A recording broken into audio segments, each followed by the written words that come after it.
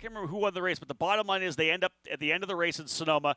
They're tied in points. One bonus point would have given it either way, right? One qualifying bonus point would have went either way. So we're tied. Where we got to go to? Race wins. Both had exactly the same amount of race wins. Gabby Chavez won the championship and the scholarship to go to IndyCar based on second-place finishes, more second-place finishes than Jack Harvey. So that's why it's important. Every qualifying session, every bonus point, every point you can possibly get when it comes to the scholarship program is absolutely crucial. And we haven't touched on this yet, Eric, through all of the practice sessions. Those of you trackside, those of you tuning in on the Road to Indy TV app or potentially watching on our YouTube channel as well, one of the absolute beauties of the program here in the Road to Indy presented by Cooper Tires is the scholarship program.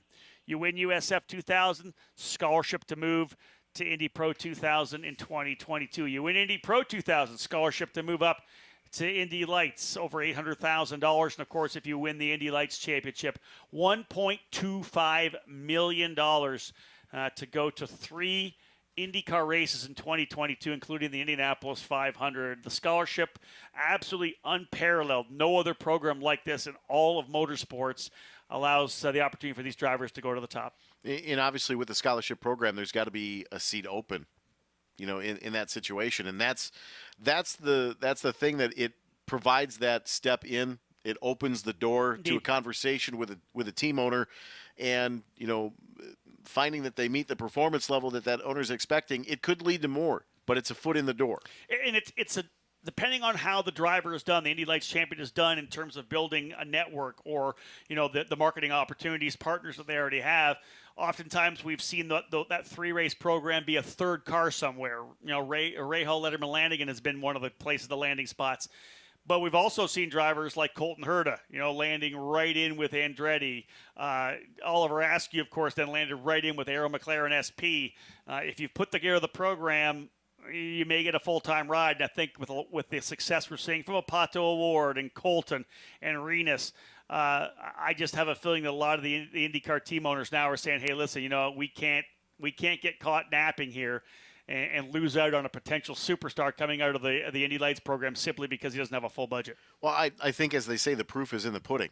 We've seen now the grid in IndyCar right now. How many graduates of the Road to Indy program are in championship and race-winning capable cars? It's not just that this is a third car in a field filter. Those cars can win races. That's it. I mean, look at Jack Harvey's progression. Yep.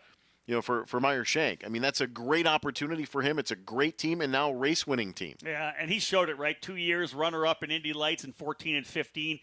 We know that he has the ability to do it, and to get the opportunity now with Meyer Shank Racing, I think is exciting. That team's, especially with the Indy 500 now in the books for them, but that team just has so much potential. The way Michael Shank has stuck to his guns, stuck to that plan to slowly build, not to overextend their capabilities. That running that second car in a limited amount of races this year for Helio Castroneves, of course, paid off with the 500.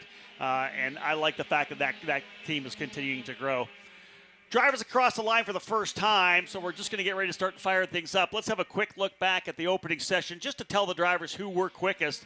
Matt Round-Garrido was the fastest driver, got a really good toe on the final circuit, put together a majority of the corners nicely enough, as he told me, to be able to turn a 111.479. He was the quick driver ahead of Prescott Campbell. Spike Kohlbecker in the third spot for Ignite Autosport with Cape Motorsports. Kiko Porto was fourth, and Michael D'Orlando for Cape Motorsports, rounding out the top 5. And, of course, Yuvan Sundarmurthy, a driver who will be under the spotlight here this weekend.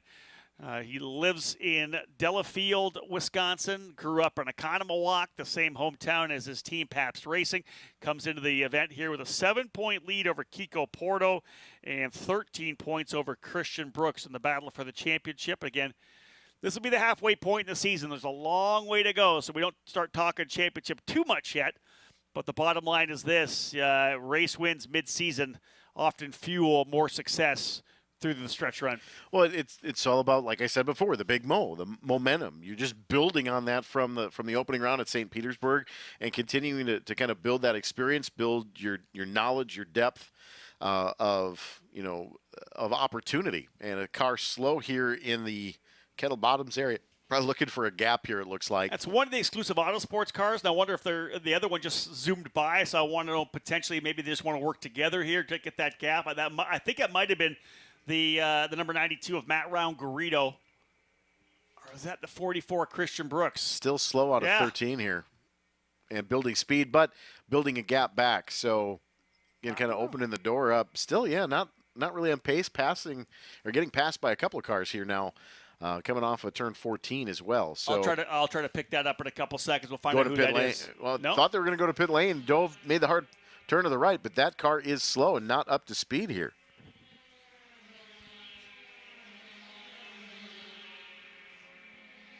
That's the 44 Christian Brooks. I have a feeling there was an issue with Christian Brooks in the last session. I think they had some kind of an electrical issue, so potentially just out on the racetrack, getting a feel for it to see if everything's where it needs to be. So indeed, Christian Brooks, the driver who was slowing in the 44, did not come into pit lane, so I have to believe potentially just kind of letting guys go back a little bit. Only, I think, got 3 or 4 laps on that opening session. So we'll see whether or not there could be a potential issue here with Brooks. But again, earlier on in this session here, Brooks, P3 in the championship, going to dial things in. Fresh tires on all the cars here as they roll it on track. Matt Round Garrido, 212.621 as he was the quickest driver on that opening circuit. Number of drivers still staying on pit lane. I'll fill you in on that. They did a 211.479. Let's have a look as well. Again, track record here for qualifying at 209.258. So well off the qualifying record set by Rasmuth Lint back in 2018, 3 years ago. Only 9 drivers have taken to the track as of yet. Cape Motorsports drivers look like they're getting ready to start pulling out here. So a couple teams not showing the urgency, Eric, to get out immediately. Well, Aaron kind of mentioned that in the Indy Lights, coverage that, in qualifying you may not be seeing with the track temperatures being a little bit warmer, sun baking in, you may not see the stay out and go faster, faster, faster, faster. You may be seeing an outlap, a flyer, an in-lap, and to try to save the motor and save the tires. And if we've tightened that window up because all of a sudden the tires are going to get their maximum grip early, you're right. And again, just 3 sets of fresh tires as well for the entire weekend. So they used the carryover set from the test session yesterday, or from yesterday to today. So the 3 sets for 4 sessions, 2 qualifying, 2 race. Very interesting to see how things will all shake out here. Time ticking away here for the drivers in USF 2000, just early in the run here, just about 8 minutes in. I got to think that maybe you're using qualifying 1 maybe as your do an outlap, maybe put on older tires. Do your banker lap, maybe? This is it. You can't put older tires on. Those carry over for the only the first practice sessions. Right. You're on fresh rubber now. You got three sets essentially. But you're right. Do you go out, put a banker lap in, do a 3-lap run, get something you think is going to be fast enough, hold those tires and put them off? Right. Maybe for the race, maybe for qualifying tomorrow. Maybe you haven't taken the most out of them yet because of the way the track temp is. Because remember, let's look at when the races are, right? We qualify again this afternoon at 3:15. They're on track tomorrow for the race at 11:15. You could use a set. Let's say you go maybe 5 laps on them, and we go racing at 8 a.m. Much cooler morning on Sunday morning. Those tires probably still going to be good enough for you. So a lot of different strategies. People are kind of messing around out here on track. You can see from the coverage here right now, a couple drivers running a bit slower here. That's one of the Turn 3 Motorsports cars going side by side through Canada Corner. Not the quickest way through there for sure. In fact, both of the cars for Turn 3 Motorsports, Peter Dempsey's team running together, Dylan Christie and Josh Green. We'll get a better look when they come back around. Bajoy Garg from J. Howard Driver Development currently up top. A lot of drivers have not yet gone out, at least not yet put the first time in. Have not yet seen Kiko Porto, Nolan Siegel, Eli Navarro, Prescott Campbell. That's all the D-Force drivers. They're just putting their first laps in the books right now. And Kiko Porto goes P1 at 211.338 for Porto. His teammate Siegel now up into second. Bajoy Garg third for J. Howard Driver Development. And it's all the Pabst drivers lined up. Euban Sunder-Murthy, Jace Denmark, and Josh Pearson. That's 4th, 5th, and 6th. Turn 3 drivers just getting their first lap in. Peter Vodanovich as well. Spike Kohlbecker, Thomas Nepvu, both those drivers from Cape Motorsports. Kohlbecker with the Ignite Autosport component of Cape. Porto up top still, though, a 2:11.338. Great shot of the run down into turn number 1.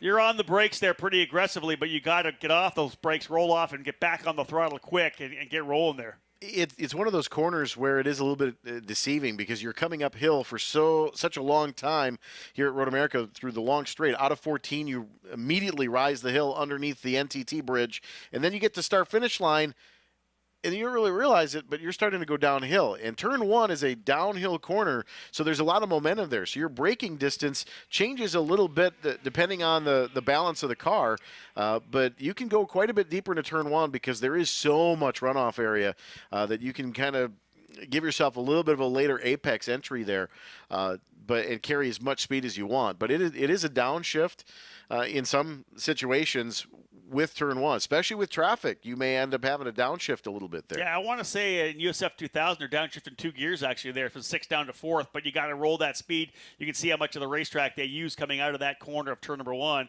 Again, this is the 8, 9, 10, the bottom of hurry downs, and then, of course, into the right-hand carousel, downhill off-camber corner leading into the Kettle Bottoms, such a tremendous part of the racetrack. This is the Kettle Bottoms here.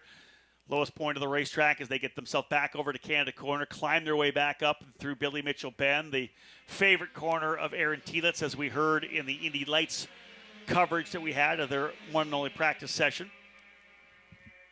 Kiko Porto still on top. Euban Sunder-Murthy, I believe, up into 2nd. Christian Brooks now laying down a quick lap. He goes to 7th spot. Matt Round-Garrido, who was quickest in the practice session earlier today, currently 13th, but watch for these drivers to put laps down. Idea is to get just enough of a toe as one of the drivers from turn 3, I believe, comes off. That actually might be Billy Fraser, I think, for Exclusive Autosport. I'll watch to see Fraser's. It's a long haul up the pit lane here as well. It is one of the longest pit roads anywhere in the world, and it feels like you're on it for an eternity. Jackson Lee also looks like leaving pit lane. Matt Round-Garrido into pit lane as well. Billy Fraser, Matt Round-Garrido, 2 of the Exclusive Autosport drivers coming into pit lane. Matt Round-Garrido currently in the 16th spot, Fraser in 18th. Wonder if whether or not they were just getting a couple laps on some tires, make a change to put some fresh rubber on. Session here for the USF 2000 drivers down to about, I want to say 7 minutes and 45 seconds to go. Yeah, this one's kind of winding down a little bit here. If you're going to make a change on tires, it's going to be tough to get it done on time. Here's the carousel. Great insight from Aaron Telitz during our Indy Lights program on how you get that car in and you're kind of waiting on it, before you get to unwind the wheel, and just how you have to really listen to the race car coming through the carousel and feel it through the wheel and feel it through your butt of what the car wants and what it's doing. Maybe be able to bring that feedback to your engineers afterwards. Here's your current top 10. Kiko Porto on top by 0.2 over Nolan Siegel. D-Force 1-2. Euban Sunder-Murthy third. Michael D'Orlando, the winner from the Freedom 75 at Lucas Oil Raceway. He's P4 for Cape Motorsports. Then the 2 additional Pabst Racing drivers, Josh Pearson 5th, Jace Denmark in 6th. Spike Kohlbecker jumping up there to mess things up. I mean, he'll go P3. So Denmark in 8th now. Prescott Campbell 9th, but Joy Garg in 10th as D'Orlando get himself back in the fight. But Spike Kohlbecker, could he be that rookie driver that I always say makes a statement here at Road America? Midway through the season, rookies have learned a lot in the opening couple of rounds this year, starting off at Barber, then St. Petersburg, then the road course in Indianapolis, then on the oval at Lucas Oil Raceway, which totally expands the mindset of these young drivers who have never done 75 laps at 120 miles an hour, going nothing but left. They get back to their more normal surroundings, and Road America is a place where the rookies can sometimes have that breakout weekend. Will that be the weekend for Spike Kohlbecker? Michael D'Orlando now up into the 3rd spot. Kohlbecker 4th. Let's have a look at your drivers fighting in the points right now. Sunder-Murthy in the 5th position. Sitting in the Second place in points is Kiko Porto. He's P1. Then it's Michael D'Orlando and Christian Brooks. D'Orlando in third. Brooks currently in 11th spot. 5.5 minutes remaining. Qualifying for race 1 of the Cooper Tires USF 2000 Championship. That race will take place tomorrow, midday, 11:15. Going to be a fun race, followed right up by Indy Pro 2000. Those of you here to follow, of course, IndyCar, but also excited about the road to Indy, come on, join me at the Cooper Tire Stage just outside of turn number 5, 12:45 this afternoon. I'll have a couple of Indy Lights drivers from Andretti Autosport. Devlin DiFrancesco and Daniel Frost will join me at 12:45. Have a chance to talk to those drivers about the weekend and about how the season's gone thus far. Both those drivers actually race winners here last year in Indy Pro 2000. Daniel Frost qualified on the pole and then had a minor technical issue, had to start dead last, drove his way through the field to the race win. And then in race number 2, DiFrancesco was able to get the victory there as well, en route to second in the championship. 4.5 minutes to go. Porto, Siegel, D'Orlando, Kohlbecker, and Sundermurthy top 5. Pearson, Green, Denmark, Campbell, and Garg, the top 10. Christian Brooks, 11th. Dylan Christie, 12th. Thomas Nepfu, 13th. Eli Navarro, who brought out the red flag, an incident in Canada Corner during the practice session, now 14th. And Simon Sykes for Legacy Autosport in 15th.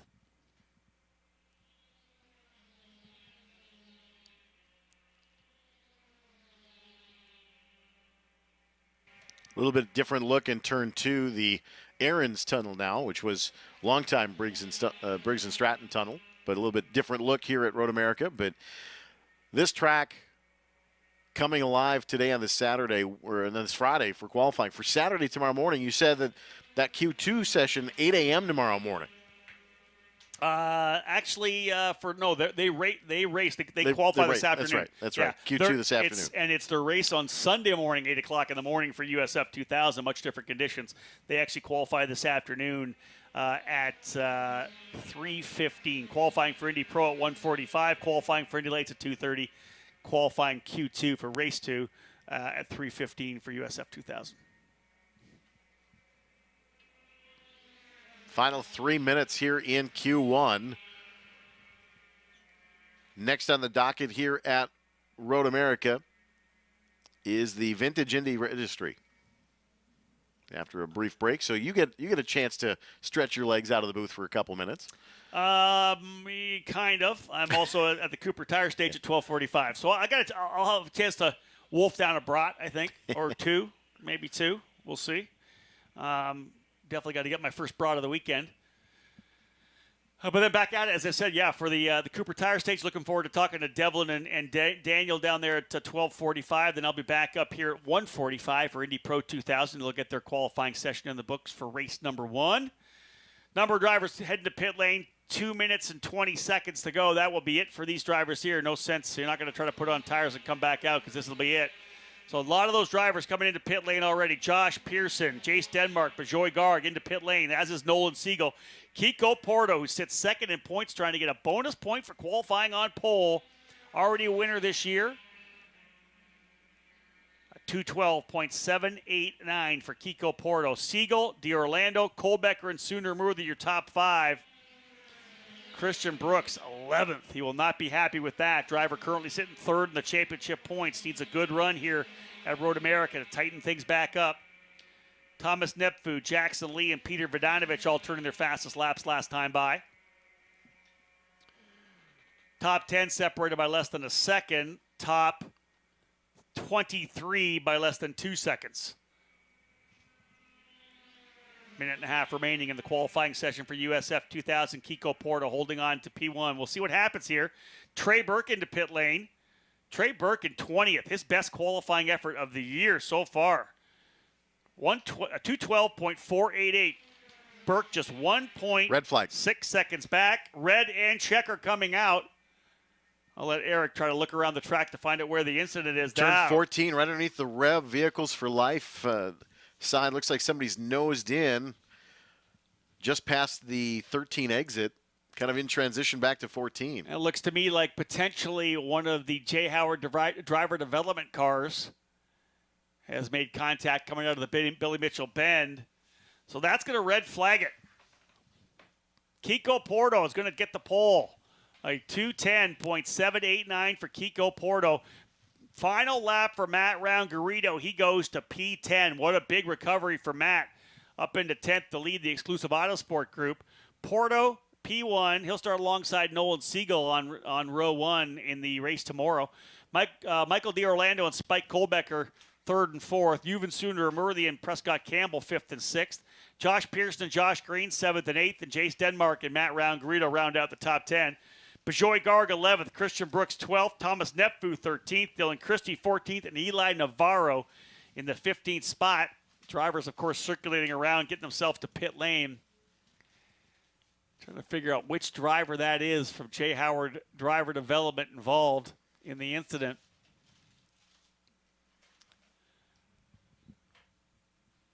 We'll get a better look when everybody starts working their way back up here into pit lane. We'll tell you which driver hasn't reported back to their team.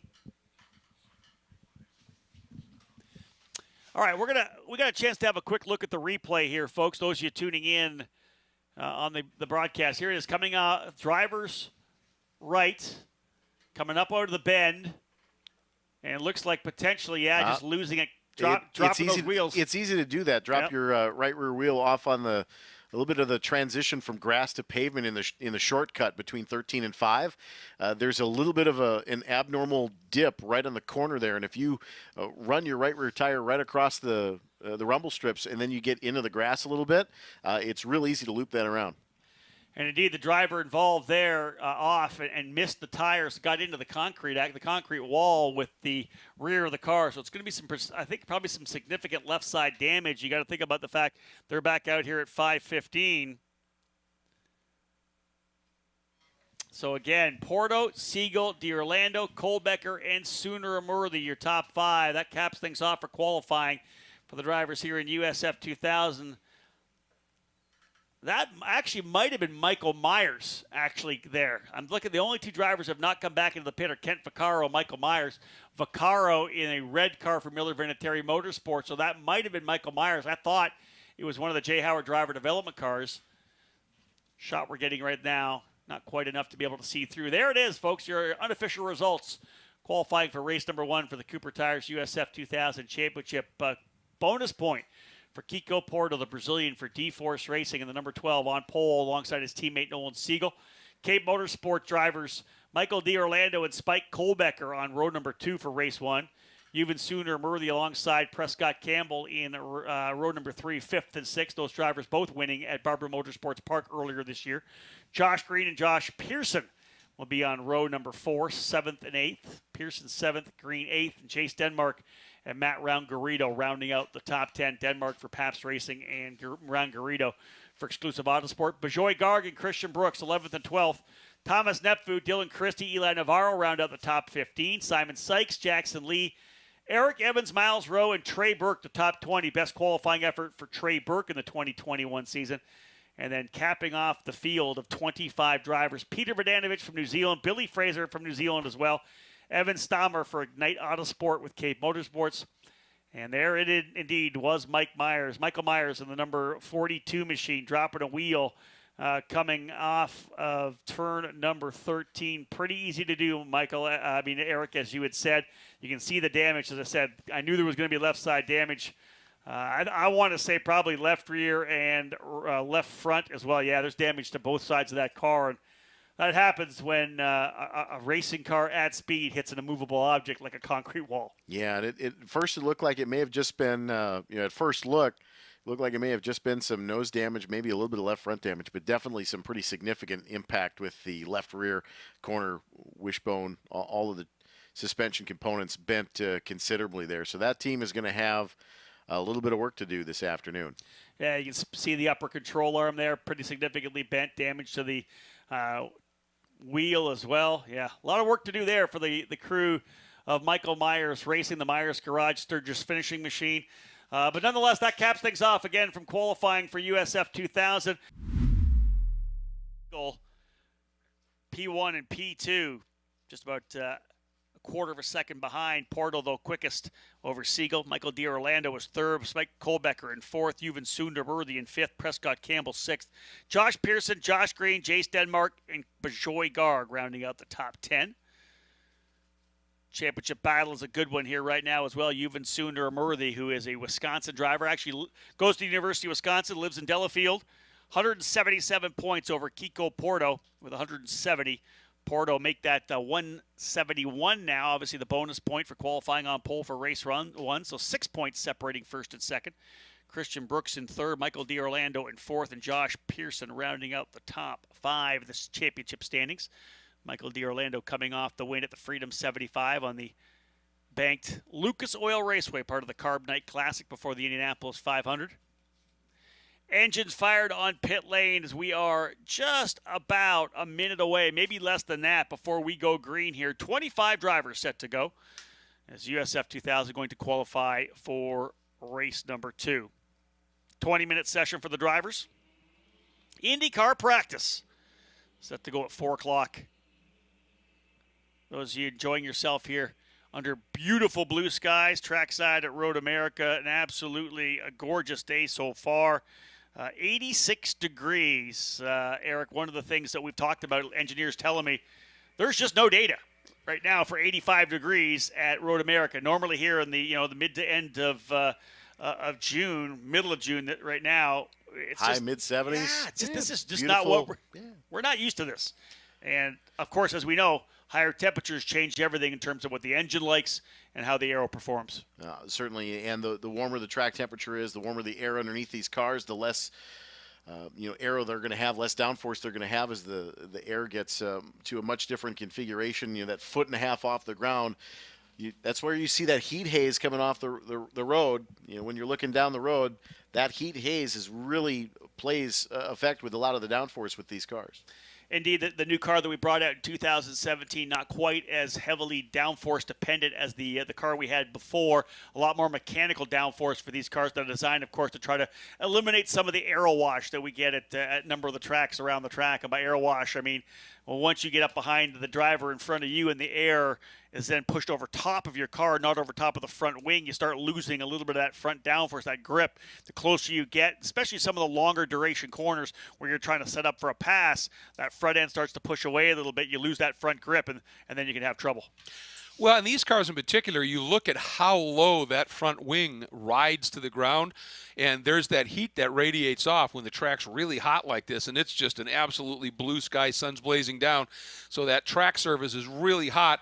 The hotter something is, the thinner the air is around it, which means aero is a lot less effective, as you point out. And this front wing rides way down there, so they have to really have this car balanced to perfection to be able to get through these corners. And this is a track where you don't want a lot of drag, but as we've talked about it, to get through the carousel, the kink, one, and all that, you need a little bit of stick as well. And so this is where, again, those engineers really start to earn their pay when they look at, all right, how do we the back of the car, make sure that we aren't carrying too much wing, and the car then just becomes massively pushy. Interesting part of what we do here in the Road to Indy, of course, it's all a spec series, as we know, right? So the cool factor is everybody's in the same car. They've got the same wing package. They can make some adjustments on the wing package. Not like being here for an SCCA runoffs when you see somebody in the Formula Continental class with a super low wing in the back, the Nicky Coelhos, the Arms Up Motorsports guys with the really low wing in the back. Everything's locked here. We don't get the crazy stuff, but indeed, as you said, the aero not going to play quite a big a role here in the higher heat. But the drivers still have to hustle these cars around for sure. I remember back in the day, an Atlantic race here in Claude Bourbonnais on a caution, under a full course caution, somebody hit him from behind and knocked the rear wing off of the car. And he pitted, Bennett, he pits, they yank the wing off. He goes back out, dead last in the field, and ended up moving up into the top 5.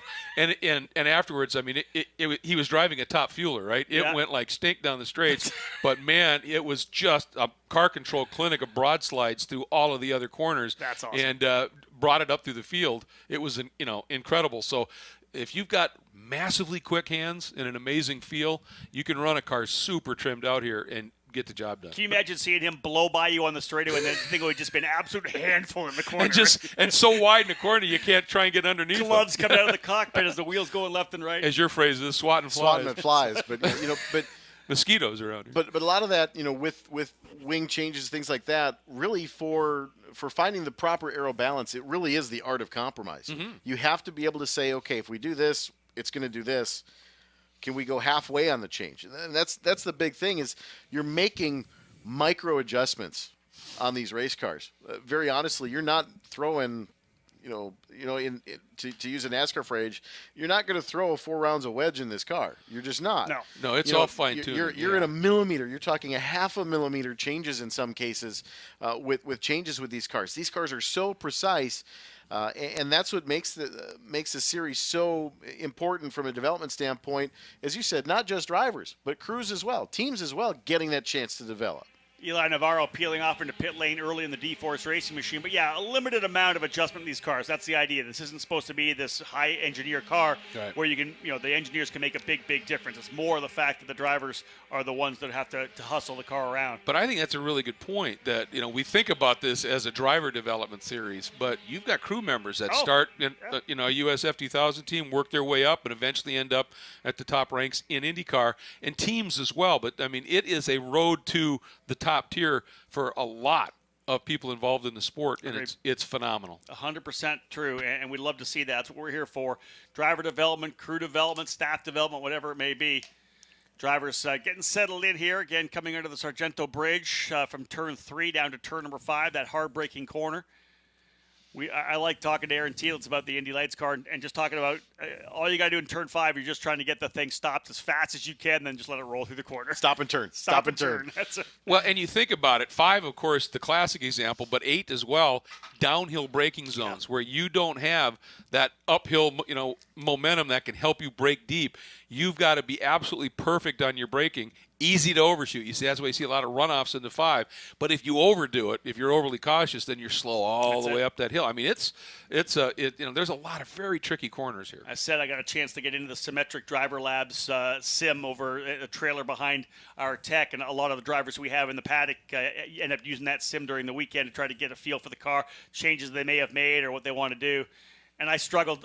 I felt I was pretty good through turn number 5 on the brakes, but again, the minute I tried to get a hard hit on the brakes at the start, I find myself well past the brake. It just says how good these young drivers are, and of course, many of them just coming out of F1600, F4, whatever it may be, and a karting in some cases, right into the world of road to Indy racing in this Tatis USF 17, and impressed with the skill set they have. So, how many times did you bin it first before you made a lap? Actually, no, I don't think I wrecked until lap 5 or 6. I was trying to go too hard coming out of Canada corner and dropped the wheel and looped it around. That was my first wreck. I'm the kind of guy that kind of picked. I was way off. It was 3 seconds, 2 seconds, 1 second. Then I made a mistake. So you're saying you were building speed? I was building speed.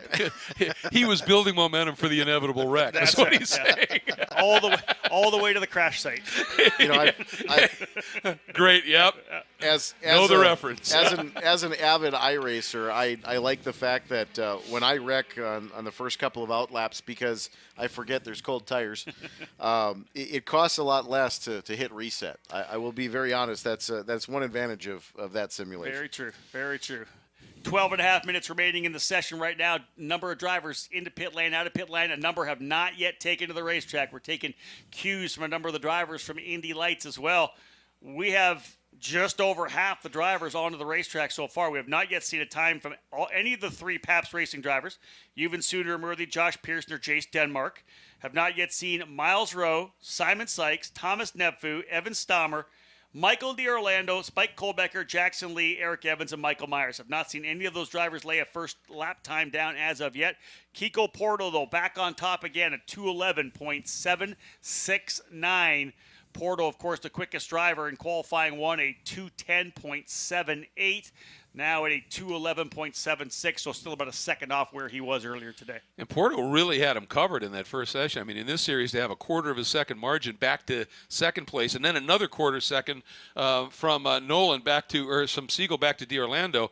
Those are unusually big gaps here, so you know those guys are going to try and figure out a way to tap into what Kiko's doing. Second season in the series for Kiko Porto, the Brazilian. Ooh, Sykes goes to the top.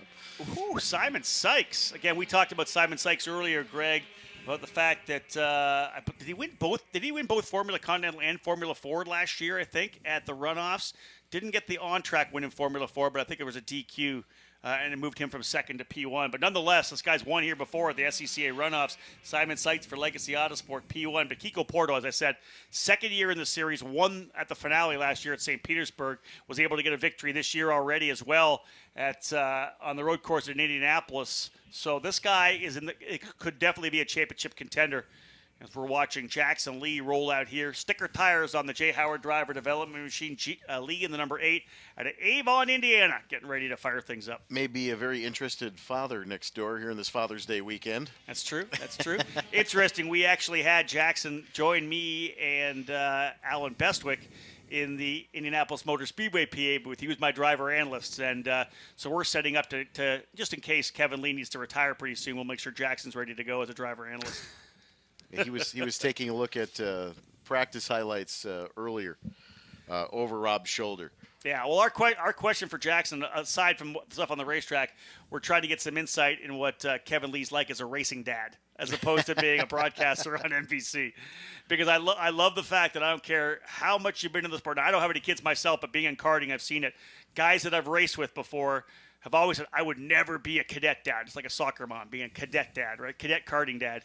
Inevitably, they're on the sidelines, steam coming out of their ears, freaking out at their kid going racing. So it's tremendous. I know Kevin and Jackson have worked really well together. Of course, they don't have the budget they need to go racing, so they put together a fantastic sponsorship package. A lot of great supporters of Jackson's program. So Dylan Christie in the 34 machine, currently third quick, or was the third quick. Obviously, as Josh Pearson just goes P1, but Christie's team just putting sticker rears on that 34 machine on pit lane here. Looks like they... Wow, Pearson, Sundaramurthy, Sykes, Porto back to fourth. Kiko Porto back to P4, as Greg said. Josh Pearson in the number 24, a 2:11 rather, .443. And I'll just throw this out here for Josh Pearson, because you think about how things happen at certain racetracks. Are you comfortable with a racetrack? Last year here, a brake issue coming down to turn 1, straight off the racetrack, powered it into the tires at the end of the straightaway. 15 years of age at that point, you think that could shake you up. You end up taking a ride to the medical center. Nope, next race, back on the car, ready to go. And here he is right now, P1 at a track where he literally binned it hard at the end of the straightaway. Well, we talk about a lot of times in racing, and I mentioned this in the Radical practice session this morning, the most important 6 inches in a race car driver is between the ears. Yeah, that's and a lot of that has to do with PMA, positive mental attitude. And when you've got a situation where you turn a negative into a learning experience and make it a positive, in cases like that, you got to get right back on the horse and ride. That's it. So that's really where that positive mental attitude. We had a setback. Let's rebuild it and go back after it. Takuma Sato, no attack, no chance, right? And so it's kind of the thing. Yeah. You've got to attack the racetrack a little bit here. Keyed on Jackson Lee right now. The picking him up coming through turn number 3, back down the hill here. 3, a crucial corner, of course. Back on the throttle early, able to get down there to turn number 5. Here's Jackson in the J. Howard driver development machine. Jackson currently in the points standing, sitting in 17th, actually coming off one of his best runs at the Indianapolis Motor Speedway, top 10 result the day that I had him actually in the booth as well. And again, the great thing about Jackson, young driver coming through karting, that was part of the Team USA scholarship, got a chance to go run the Formula Ford Festival, got a chance as well to run the Walter Hayes Trophy, similar to Aaron Telitz. Being part of that program, I think, is it's just such a crucial opportunity. Not a lot of drivers get a chance to be part of Team USA, but as I said, they've done a fantastic job putting together a lot of great sponsorship packages. Tennemic, Browning Chapman, Spruce Haven, Doug Mockett and Company, Caldwell Realty, Cox, Beckman, Goss and Company, all part of the package of partners that Kevin and Jackson have been able to put together. And I loved how Jackson talked about running at the Walter Hayes and the festival. He said that mindset of the European racers, which is absolutely cutthroat, he said that has helped his racecraft here. It has made a lot of what he does now a lot more decisive. He'd never driven in the rain before either. And, of course, you're going to go to Europe and the festival in the fall. England, yeah. Oh, there he's Ooh. That's actually Jackson Lee going off, pushing hard. Announcer's curse yet again. Yeah, way to go, Greg. Well, I noticed as you guys were talking, into 12, that car looked really unsettled under braking. He had to correct it in a straight line. And when that happens, especially going into the 12, Greg, you know that's either you've lost the grip and he's wide again off of 14. This was his first outlap, too. Right. So, I mean, cold tires. Cold tires, yeah. Yeah. Yeah, again, you don't know where the edge is until you go over it, but on those cold tires, you're doing everything you can. He'll slot in behind one of the D-Force racing drivers. This could be good for him. There's a replay of Rough Jackson ride. off over there. And indeed a rough ride, but these cars are pretty stiff. Everything looks pretty good. He's able to get back on it. The D-Force guy's coming up, but he's going to find himself behind two of the fastest drivers, Kiko Porto and Prescott Campbell. So maybe, time to go to school a bit. Yeah, maybe the positive or the negative turns into a positive if you can learn a little bit from these guys and potentially get a bit of a tow. 5.5 minutes to go. Kiko back on top, by the way. Yeah, exactly. D-Force 1-2 again, Greg. Kiko Porto and Prescott Campbell, P1 and P2. Michael D'Orlando in third. Josh Pearson fourth. Euven Sooner Murthy in fifth spot. Sixth is Simon Sykes. Seventh, Thomas Nepfu. Eighth, Jace Denmark. Ninth, Dylan Christie. And 10th is Spike Kohlbecker. Christian Brooks down in 18th position. Tough day for the drivers for Exclusive Autosport. They've got things really rolling in Indy Pro 2000, but not so much here right now in USF. They're going to have work to do getting those cars dialed in. They got to find some more speed for tomorrow. Christian Brooks, who is third in points now, of course, needs to find some more. There's Jackson Lee sticking with him again. Jackson out of the corner here, trying to see if he can't stay with the 12 of Kiko Porto. Jackson get ready to get his first lap in the books. So on the throttle, quick as he can, coming through the downhill carousel. And one car that has not taken a time, Michael Myers, obviously they had a nose-to-wall contact, fairly significant left rear damage in that practice session earlier today. Yeah, I'm assuming they're continuing to repair that car for tomorrow. He'll start both races at the tail of the field. Michael Myers, another Indiana driver. Hopefully they'll be able to get that car back together and get rolling once again. Jackson Lee continuing to roll here. 4 minutes remaining. We'll see what he gets on that opening lap as he is doing what he can to chase Kiko Porto, pole sitter in the provisional pole sitter from race 1. Jackson a little cleaner coming through turn number 14. See if we get that toe coming up the hill. Jackson's first time at 216.544. Got to keep on it. Trying to get that draft. Well, on the other side of it, when he had that run off, obviously it was late in his outlap, so he had some heat built into those tires. Then you go off track and you pick up a lot of that debris, and it's going to take you a while to clean those tires off. So Indeed. I think this next lap is going to be a lot more telling. 210.825 for Kiko Porto, 0.3 quicker than his teammate Prescott Campbell. Wow. Porto is rolling here this weekend. So is D-Force Racing. I'll tell you, only a tenth off where he ran in qualifying in the much cooler conditions earlier today. That's an impressive lap. That says a lot. You're right. We're gonna have two totally different races. Remember, tomorrow, Greg, they race at 11:15, then 8 o'clock in the morning on Sunday. You got to know there's going to be about a 15 or 20 degree difference between those two times of the day as well. Very warm weekend here. Although I'm not going to say it, but Sunday the forecast a little different than today. I didn't say anything, Eric. I'm still giving you the look. They can't see it, but I'm still giving you the look. I'm 100% getting the look right now. It could be an interesting weekend for these guys come Sunday for sure. So we'll see what happens.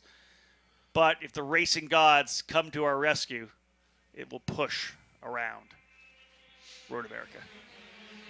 2.5 minutes remaining. No, let's call it 2:14 left to go. Porto still on top. Nolan Siegel turns a good lap time. He'll go to P4 at 211.278. That's D-Force 1, 2, 4. They have a handle on this racetrack right now in USF 2000. Make it 1, 2, 3 as Nolan Siegel goes to P2. D-Force locking out the top 3 spots. D'Orlando 4th, Pearson 5th, Green 6th, Nepfu 7th. Kohlbecker, Sunderworthy, and Sykes the top 10. Jackson Lee a little quicker on that next lap. And where does he go? Up to, they haven't, I gotta wait for it to update a little bit here. I got Bajoy-Garg twice on there. So probably 19th or 20th, I'm going to say, for Jackson Lee. Still a minute and a half remaining. Yeah, make it 19th for Jackson Lee there, 212.354. Christian Brooks improving up into the 15th spot as well, 212.121.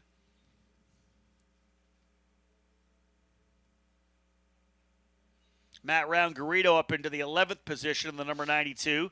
Kohlbecker goes quicker last time by as well. Spike Kohlbecker, a 111.642. Prescott Campbell into pit lane. First driver to call it a day here with a minute to go in qualifying for USF 2000. Race number 2 set to go for 8 a.m. Central Time, bright and early. Campers, you can crack up your coffee, morning beer, whatever is your choice. Mimosa. You're at the racetrack. That's it. No better alarm. That's no better alarm than that. Yeah, I remember my first trip to Moseport, and I was inside Turn 1, got there super late on the Friday night, and the dulcet tones of Jim Martin woke me up in Turn number 1 with, hello Moseport, and that was our good morning Moseport. And, and it's been like that ever since. Love the sounds of the cars in the morning, and I know that you too, everybody out there will, and their campers and tents will light things up for you at 8 o'clock.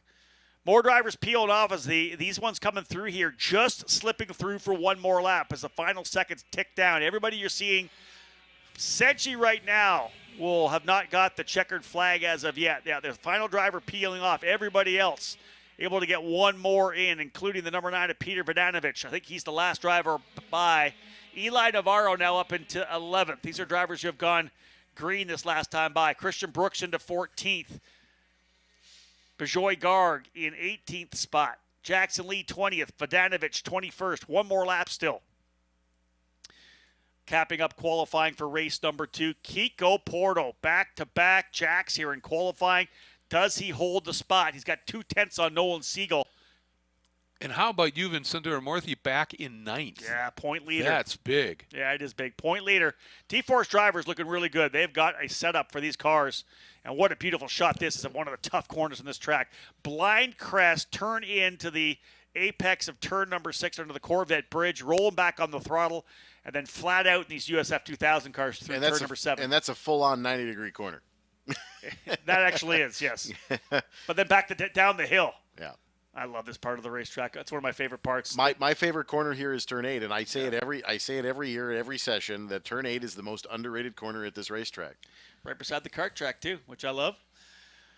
All right, folks, this is the final run through the carousel for the drivers here rolling. Kiko Porto still on top. Nobody in the top 10 going green last time by. It's Porto, Siegel, Campbell, D'Orlando, and Pearson. Green 6th, Nepfu 7th, Kohlbecker 8th, Sunderworthy 9th, and Sykes in 10th.